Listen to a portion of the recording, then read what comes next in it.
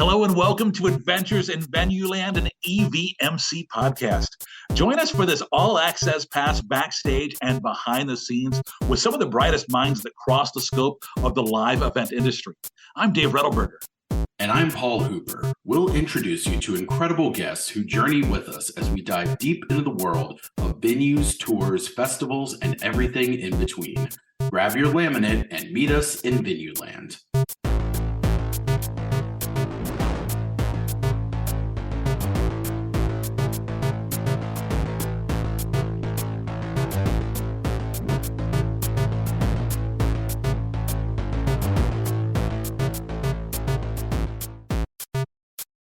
Today's adventure takes us to Kansas City, where we're talking with a very first-of-a-kind guest here on Adventures in Venueland. He's a visionary arena designer known for his work on cutting-edge venues. We're talking NHL, NFL, MLB, MLS. He was the lead designer for Climate Pledge Arena. And if you've been there and you've seen features like the dual suspended scoreboards, you know what we're talking about. His portfolio also includes T-Mobile Arena, Lone Depot Park, and work on some big events like, you might have heard about the Super Bowl. From Populous, please welcome to the podcast, Geoff Cheong. Geoff, how you doing? Doing well, you guys. Thank you for having me. Geoff, tell us how in the world you're doing this, because this is something that I didn't even know existed. How'd you get into this? It's funny that you mentioned that, Dave, because when I started out down this career path, I also didn't realize it existed. I was studying architecture up in Vancouver, British Columbia, and to be honest with you guys, wanted to spend the early part of my career doing some residential design, some waterfront homes there in British Columbia, and almost by accident stumbled into sports architecture. Now, I've always been a huge sports and live entertainment fan and player throughout my early years, but didn't realize that there was such a dedicated industry focused around sports design or entertainment design until I was in college. I was doing my thesis project and chose to focus on a collegiate baseball concept. And I remember our professor at the time encouraged all students to really reach out to the industry and get some professional mentorship or guidance through our projects. And that's where it all started for me. I probably sent half a dozen packets out to different firms in both Canada and the United States, sort of explaining what I was doing and looking for some support and some guidance. And what's crazy is Populous, or then HOK Sport, was the only company that actually returned my call or my letter. So that was 17, 18 years ago. And here we are today. It's been an awesome ride, and certainly feel fortunate to be where I'm at. So Populous, can you give us kind of an overview? Obviously we're talking about a venue design company, but you all are more than that. It's more than just, blueprints for a theater and arena. You're working on large scale events like Dave alluded to. What's kind of the elevator explanation of what Populous is? Yeah, thanks, Paul. I think we like to describe what we do as designing experiences that bring all people together. So you're right. It's more than buildings. It's more than physical venues. It truly is experiences and moments in time where we can gather, celebrate as a community of people. And I think what we are so passionate about is these are, more often than not, pure moments of enjoyment for people. They come, they spend their hard-earned money on live entertainment, live sports, and really are just looking to have a great time. And so it's really wonderful to be able to spend, each day of my career making that a reality. Yeah, what's it like, that moment when you walk into a building that you helped work on or an event and it's actually got people in it? You know what I mean? And you're seeing that event there. It's like you're walking around and you're like, hey, I did this, right? Right. It's no longer the renderings with the fans, the digital fans cheering. Guys, it's really something special. Nervous sometimes as well. You're like, oh gosh, here we are, we're live. What did we do wrong? Right. But no, in all honesty, it's a special feeling. And again, I say that because I spent a lot of time in sports venues growing up. I loved attending sporting events not just in Vancouver, but wherever I could go to get my hands on that form of entertainment, consume that form of entertainment. I remember one of my first Major League Baseball games was at the then called Skydome in Toronto to watch the Blue Jays play the Oakland A's. And the very first time I ever sort of stepped through a tunnel from the concourse out into the seating bowl and saw that stadium packed full of people and the scoreboards and the lights and the team getting warmed up on the field. I mean, I feel like it took my breath away. And again, the chance to sort of create that moment for young sports fans or entertainment fans or first time entertainment fans is just, it's really special and something I'll never take for granted. I know that exact moment you're talking about because for me, I was at Wrigley Field, Chicago, right before they even had lights installed. But walking with my dad from that concourse, and it almost felt like you were walking into like the pearly gates, right? It was like this. Right. It was that when you emerge, and it was just that I was a small town kid, and you had that big town moment, and you felt, wow, this is really cool, and for you to be in that side of helping design that, it's got to be pretty cool. Yeah, I couldn't agree more. I feel like you can always sense that energy. You're sort of anticipating what you're about to walk into when you move from the concourse into the seating bowl or out into the event space at some of these venues. So I think it's that building excitement and anticipation, and all of a sudden it reveals itself in front of you. I think that's a moment that I will always think about and think back to when designing these types of venues, and really every sort of experience along the way that we consider when designing a venue. What's a day in the life like for you? I mean, I'm sure there's not a whole lot of typical days like the rest of us in live events. I'm sure things vary greatly day to day, and you're traveling sometimes. But what's kind of a typical day? Because I'm sure, leading a team, and there's all kinds of designers, and they don't have you laying out the sinks in every restroom probably, but you're probably looking bigger scope. But what's your sort of typical work look like?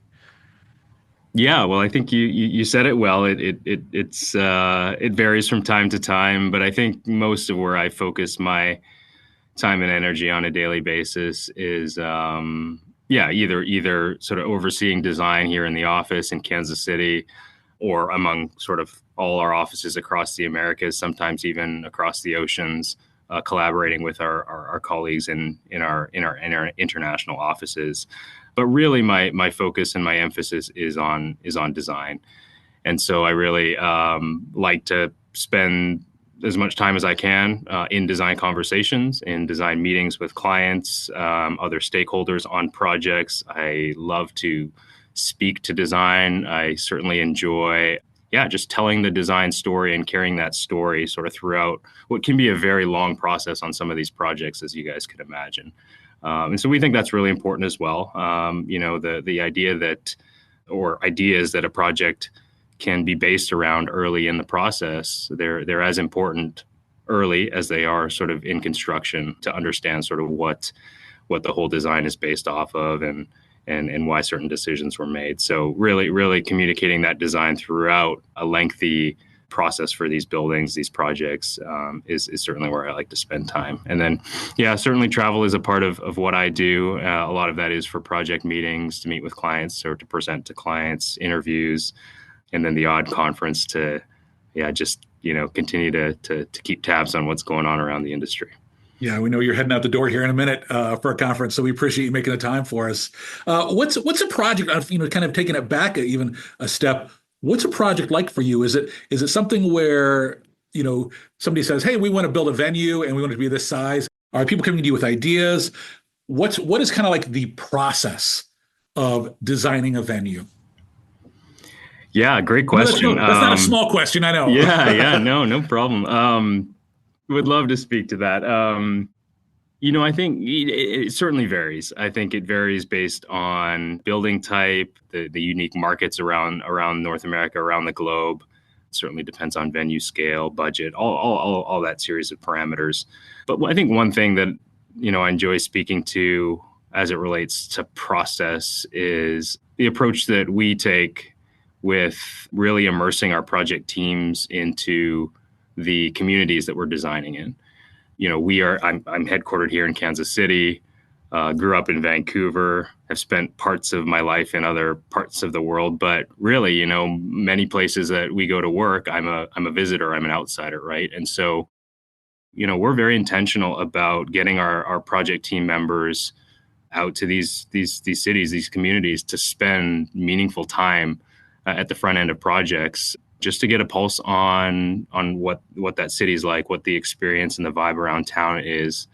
And I think that's really important. Some people may spend 3 hours in one of our venues and not come back for another 3 years, right? And so we've got like this short window of time to really captivate some of our audience, and we've got to make it count. We've got to make it memorable. And so if we're not again sort of up to speed on the pulse of a community, the pulse of a city, or an entertainment scene in a particular place, then I think we're going to have a hard time, designing that really meaningful sort of 3 hours in someone's experience. So getting to go experience these places that we were going to then spend years designing in, speaking to people, going out to understand the local entertainment, food and beverage scene, all the things that you have to sort of build off of when putting together a venue for that community. I'm sure it varies greatly too, as far as needs and approach, depending on the city and the state. Even, certain cities are maybe going to be more progressive or going to look for greener solutions. Other ones, obviously vary with temperature, and you might have to account for so much of that, and where the water is, and any number of a million factors. Are there certain challenges that maybe stick out as some of the biggest challenges you all sort of try to, approach and tackle with any given city? I mean, something that I think of too is, I know we had to, at the arena when I was there, go in and, redo our rigging grid at one point, because the building was built in 1976. And guess what? Tours were a whole lot heavier now than they were in 1976. So is that something that you all are kind of trying to forecast, looking at some tour happens 3 years from now, we need to make sure our arena is kind of holding up for the future beyond what current things exist? Yeah, certainly, Paul. I think the music conversation is a great one because it is so front and center and highlighted today, perhaps compared to where it was, even 15 years ago, in the arena industry. I think there was a heavy emphasis on sports first, and that has certainly shifted throughout the course of my career. In certain markets, it is completely shifted to a music first mindset. The concerts are huge revenue drivers, and the ability for us to design these transformable venues that can be so efficient to load a concert in and out and play sports the next night is critical to the financial success for our clients and for these buildings. And so today, that's certainly such a relevant conversation. I'm based in Kansas City. I'm a big Chiefs fan, I will admit. So we all know about Taylor Swift and the influence she's had on our world today. And so so the music scene is an important one. And we spend so much of our time in the arena world at Populous designing for music. So some of the things you touched on, Paul, with rigging grid considerations, we're doing projects where we go back into existing facilities, similar to what you're describing, and really upgrade or retrofit their rigging systems to accommodate these heavier and these newer shows. That's going to be a trend that I think we continue to see. And again, that's becoming a priority of existing venues that may have been designed with more of a sports emphasis originally. It has to be interesting when you're working on these projects that you have like your vision in your mind, and then the people that you're working in the venue have something in mind, and sometimes I'm sure that clashes, right? Like, hey, here's something really cool that I've been wanting to try, and they say, oh, we want it to be like this. How do you deal with that kind of fun? That's part of the job, right? It's all about the sell, I'm sure, right? It's like anything. You have to make sure you meet both needs and sell your idea. Make it sound like their idea. Certainly, guys. I mean, I think the key for me is really striking that meaningful balance. We have so much, we believe, to bring to the table, all the decades of expertise that we can draw from at Populous. And what I love about sort of the work we do and Populous as a whole is we really leverage our cross-market expertise and apply that knowledge and that thinking and that mindset to specific projects. So I work in arenas, but that doesn't mean that I'm not applying baseball expertise and what we're seeing in other stadia around the world into the way we think about a particular arena. So yes, we certainly, I think, have a lot of that broad expertise to bring to the table, to share with clients, to communicate what trends we're seeing and what we anticipate coming down the road when we look into that crystal ball of design. But at the same time, we provide a service to our clients, and it is so critical and important for us to understand early and often during the process what is important to a client, what their priorities are for them. And so, there's often a balance between, again, sharing our expertise and then that listen first mindset and really trying to understand and absorb what's meaningful to a particular client. Because as you guys know, it varies across the board. What is a priority in one city, market, or to a particular client can be so different and so contrasting from the next. And so that's where we, take a lot of pride in being able to absorb that information, that really important information from clients, and then synthesizing it with all the expertise we have to deliver incredible projects. Paul and I, and many of the folks listening today are what we consider venue nerds. And what are you seeing? When you are looking at other venues, what are some trends you're noticing or paying close attention to right now with venues? I enjoy this question. I think certainly myself, but as a firm, Populous has been highly focused on sort of honing our expertise in accessible and inclusive design. We believe that, meeting building code, meeting ADA requirements does not mean that we've achieved good, inclusive, and accessible design. And we can certainly always do better in these venues in particular. And all of that is driven by the fact that, these venues welcome, the entire cross section of the population through the doors for entertainment and enjoyment. And that's important for us to acknowledge and to strive to design highly accessible and inclusive design venues. I think back to when I started my career and the way we approached accessible design, the conversation was very much dominated by people in wheelchairs. It's interesting to think that the universal symbol for disabilities is a person in a wheelchair. And certainly they're important, but they make up a small fraction of the population that has disabilities. And so what we've spent a lot of time focusing our energy and expertise around over the years is, all the others, people with vision impairments, hearing impairments, people with intellectual or cognitive disabilities that walk through our doors, and how do we make and design a great experience for all those individuals. It's, I'm fortunate to have two young ones at home, and these venues can be challenging to experience or navigate for someone who's pregnant that has limited mobility, children even who are shorter and have less strength. And then even seniors who experience barriers in the built environment simply because of aging.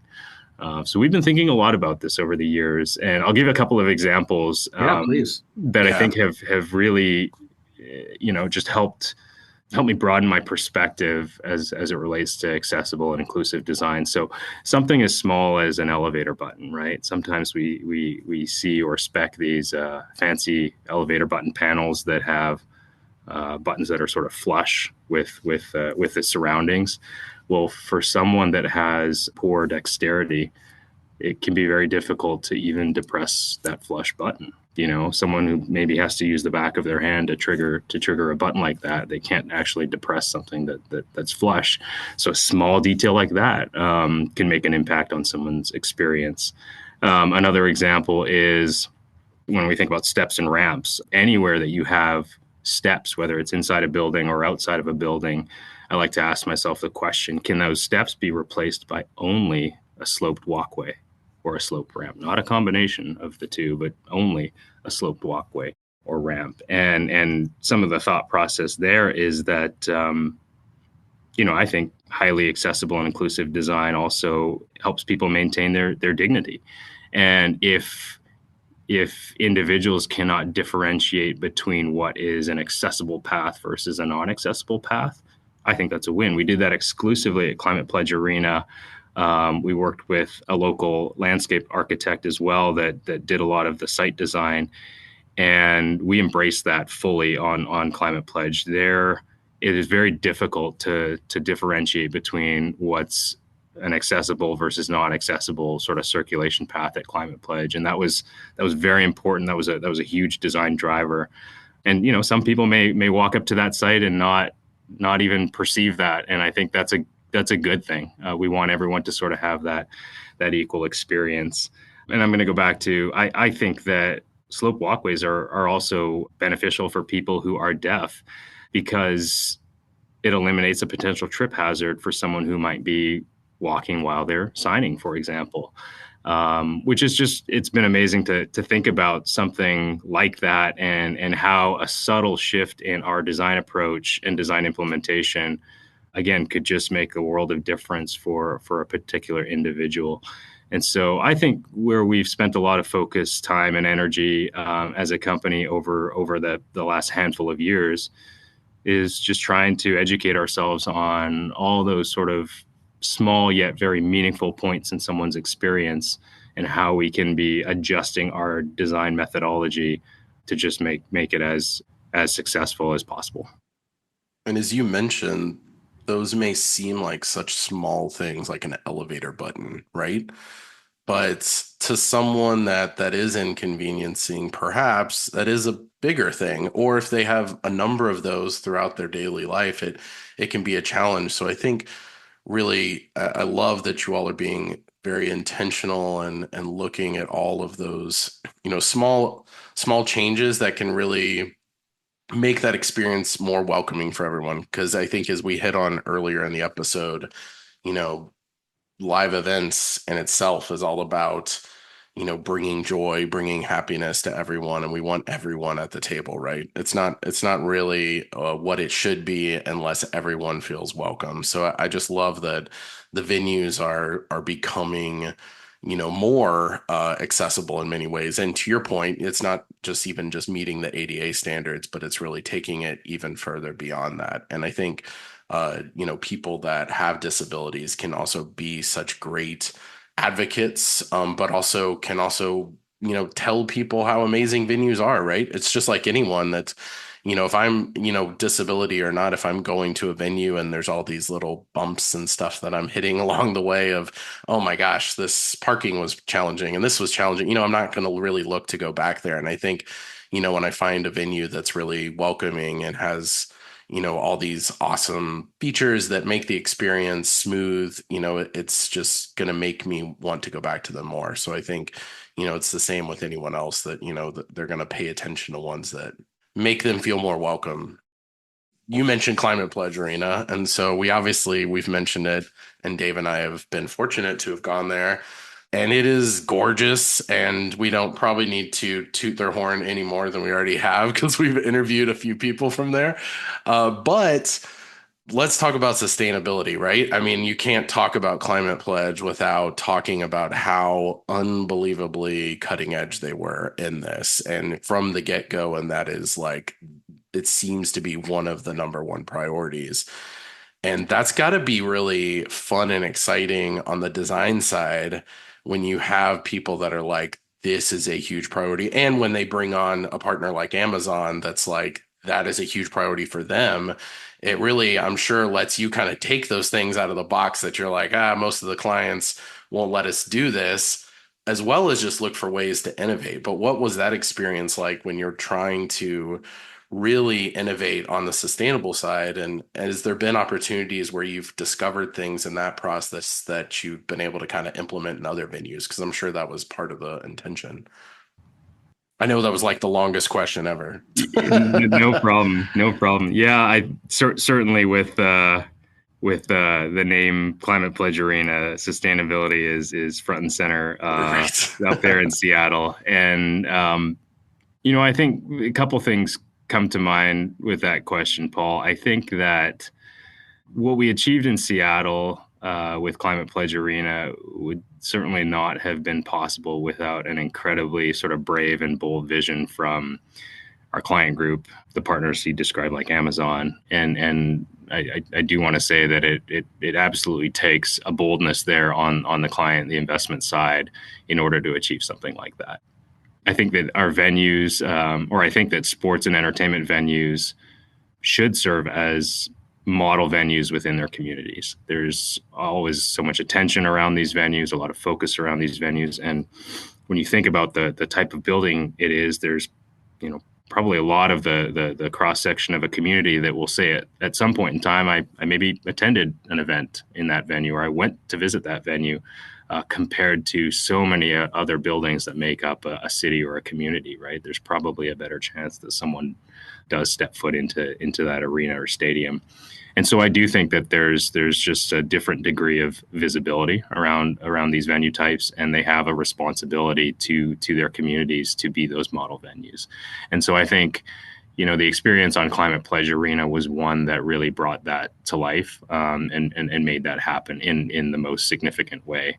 We had responsibilities as designers to create the most sustainable solutions for an arena that we've ever done, and that physical building itself had a responsibility to its community to showcase that. And so it was really, it was a process that so grateful to be involved in, and then I think the other piece that comes to mind is, and I touched on it a little bit earlier, that was another example of how we just fully embraced what mattered most to our clients. I think that I remember back to some of the early conversations we had with Amazon's sustainability team and what they wanted to create, what their vision was for the arena and the experience that they wanted to attach their name to. And it was one of the ideas that they had that I'll always remember is they said, there's so much focus around the experience within the venue. You're walking the concourses, you're in your seat. There's this energy and this excitement when you're at a sporting event or at a concert.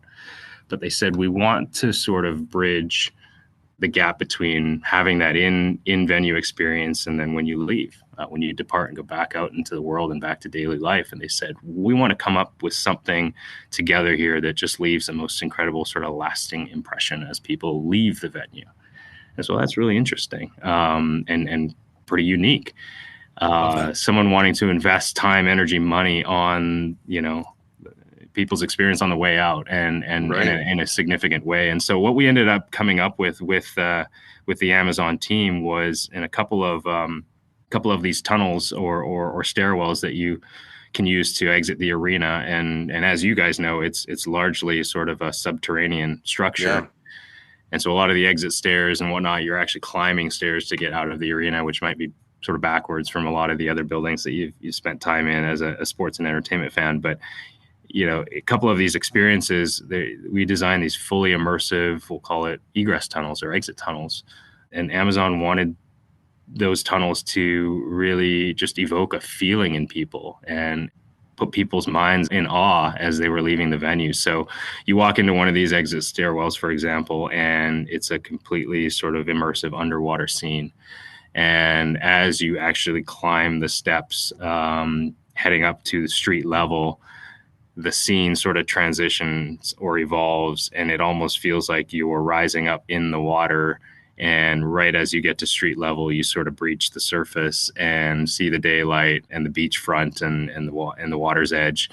And it's really just sort of an inspiring, immersive scene. Appropriate for the Kraken that are there. Appropriate for the Kraken, very much so. Yeah. And it's really just, it's a visual moment reminder that Amazon wanted to offer guests to Climate Pledge Arena, as they go back into the world, that, hey, we all have this responsibility to our communities, our region, and our planet. And this was sort of an interesting way that they thought to trigger that in people's mind. So it was really cool to work through that process with them from that very first idea, that vision that they had, into sort of executing these two pretty pretty impressive, pretty immersive egress tunnels out of the arena. Those are amazing. And Geoff, while we're talking, one last climate pledge question. You know, it's one thing to get this, this flat piece of land to build on, but here, what a unique situation for you that you may never encounter again, where you've got not only a subterranean venue, but also, the historical, nature of the roof. And we just want to, can you lift up this roof and build us a whole new venue underneath that roof? Right. I mean, from a designer standpoint, that had to be kind of exciting.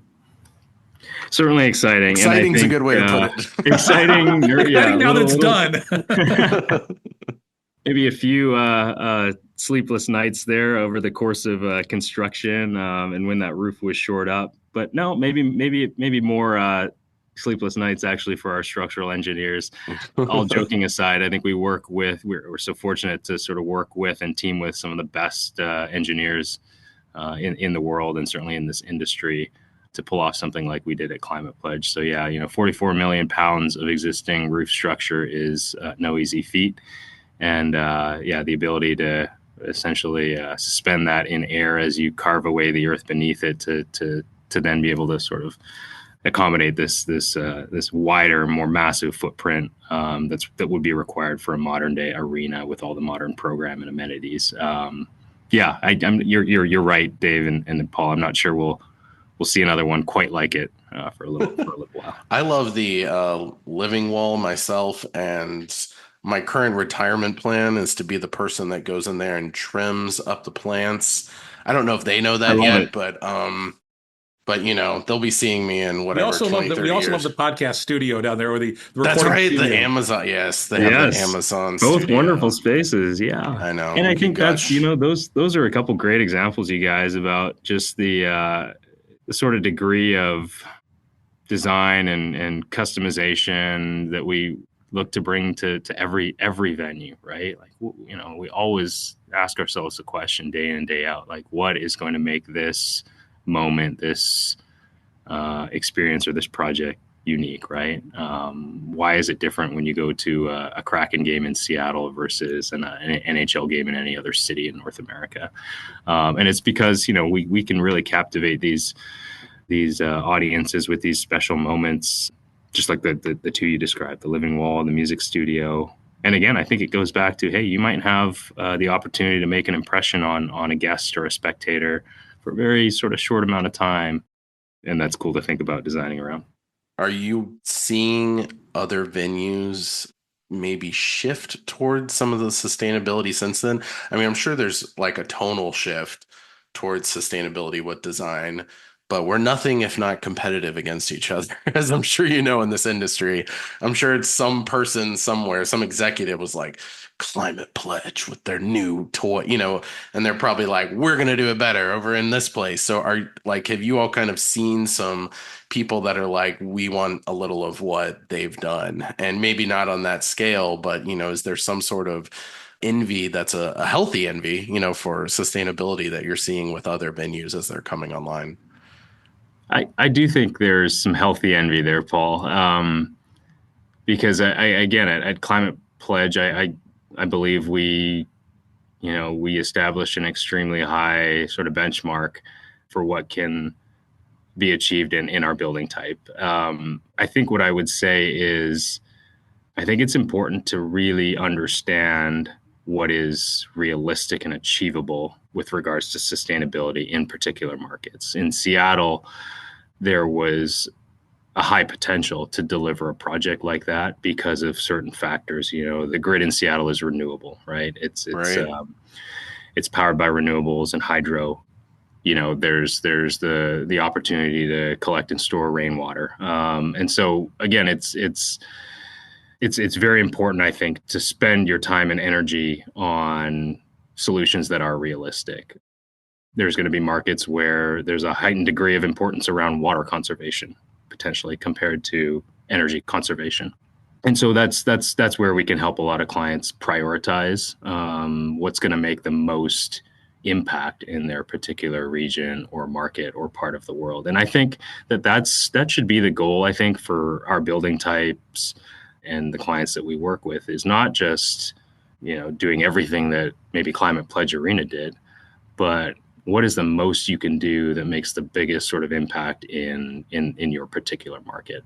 And then let's focus our time and energy on finding those solutions together. Geoff, when you see a venue that, kind of breaks the norm, like the Sphere, do you see that as something that like, oh, hey, this is something that I see as the future of the industry, or is this more of a novelty? I think the Sphere is incredible, Dave. I think what is going to be around for a long time, sort of related to the Sphere, is again just the ability to customize the venue, the ability to immerse people in their experience visiting a venue or a place, and the ability to come back for a future event even the next night and it feel completely different. Right. And so I think I think the Sphere is an impressive sort of precedent for how to do that. But I think the lessons around sort of the immersive experience or the tailored or customizable experience is what we're going to take, from that project and apply to so many more. Even some similar ideas were implemented at Climate Pledge. We thought very, very similarly that we wanted the sort of main arrival atrium on the south side of the arena to look and feel unique for a Kraken game versus a Seattle Storm WNBA game versus a concert. And so we worked with Oakview Group and the other stakeholders to develop a sort of a canvas of LED within that atrium, and its walls, its columns, its ceilings, and it's a combination of all those elements that can be programmed and sort of change the visual identity of that atrium that really truly makes the building have a different life, a different vibe, a different identity from night to night, or even, early in the day to later in the day. So it's really great. When you think about the lifespan of a venue, because it's amazing because we love our historical venues, right? We love our stadiums that are 100 years old, or buildings that have been around for a while because of the legacy. But you also see a lot of almost, I don't want to call them disposable venues, but 20 years down the road that there are teams that are saying, hey, we need to get a newer place. When you're designing, what's your thought process on what the lifespan of a venue should be in 2024? I think that in doing several renovation projects, arena renovation projects, I'll be honest, I think sometimes the most creativity in a design process is when we're looking to transform an existing facility as opposed to designing a brand new one. I think it requires an incredible amount of thoughtfulness and creativity to imagine something new out of that existing concourse space, out of that existing restaurant space, to be able to look back and zoom out and say, wow, we can actually think about this in a completely different light. There's ways to transform this into something that it was never intended to do or support. And so, I think with that mindset, we can also help clients really extend the sort of life and just extend the relevance of their venue over time, because I think I think the goal for some of those renovations is to just to completely rethink or reimagine how you could transform it. So I know that obviously you spend a lot of time at work, very busy guy, but I know home life's important. You mentioned the two little ones. Tell us about the home life. Yeah, home life is everything outside of the office. And one story that I will share with you guys is when I started, when we started on the design of Climate Pledge Arena back in 2016, late 2016, I was a single guy. And when that project opened in 2021, I was married and had 2 kids. So yeah, certainly was a journey, and you can sort of, understand how much of your life can be consumed by just one of these major sports and entertainment projects. But we don't get to where we're at on opening day for Climate Pledge or any other venue without sort of the support of family around us and the wife and kids to come home to and just, honestly inspire you to go back the next day and create that next best experience for, the young generation like my kids that I'm raising at home. So I want them to have that same experience, that same moment like I did at Skydome, like you did at Wrigley Field. when they're able to go enjoy sports. Actually, with my daughter, I've taken her a couple of times to events at Climate Pledge, just her and I. And so she's seen a little bit behind the scenes of Dad's world and Dad's job. And I hope I can continue to do that with her time and time again. It's really special. You giving them Legos and putting them to work, building the next designers? I feel like I'm giving myself Legos through them, but yes. Exactly. Yeah, let me give you this really complicated pirate ship that is clearly for ages 12 and up. But Dad'll help. Right. Geoff, before we let you go today, 5 quick questions for you. We just want to hit you with our fast 5. It's just looking for your brief, immediate response. First up, do you remember your very first concert? Great question. Yes, I do. That would have been small concert venue, Vancouver, British Columbia. I was probably early college years, and it was Theory of a Dead Man.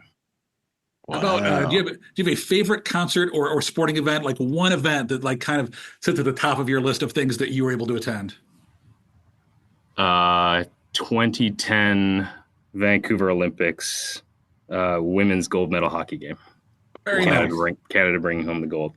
Yeah. Do you have a bucket list venue, a venue you haven't been to yet, but you're like, I really want to go see a show at?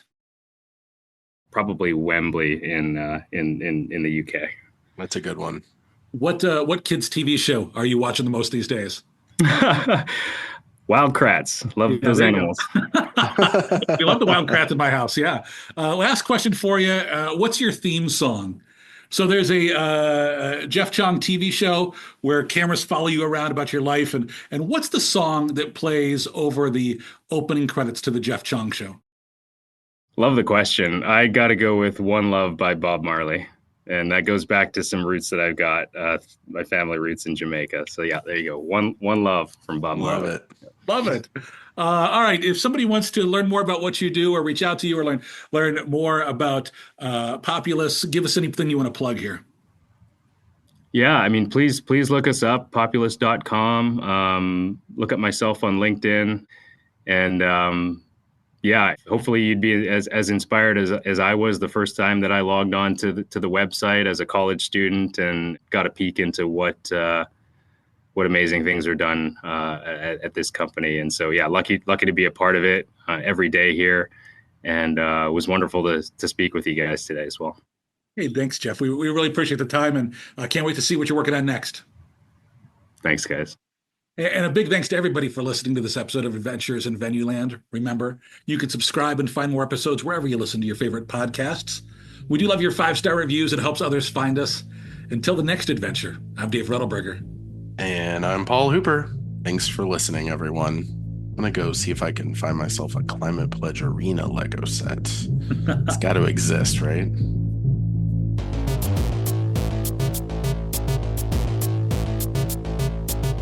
Adventures in Venueland is a side project of the Event and Venue Marketing Conference, a marketing conference that brings together diversified event and venue professionals to cultivate education, collaboration, and innovation for the growing sports and live entertainment industry. Find out more at eventvenuemarketing.com. Audio editing and mixing by Camille Faulkner. Design and digital advertising by Megan Ebeck. Copywriting and publicity by Samantha Marker. Guest booking and brand strategies by Paul Hooper. Guest research by Dave Rettelberger. Marketing strategies by Paul Hooper, Megan Ebeck, and Samantha Marker.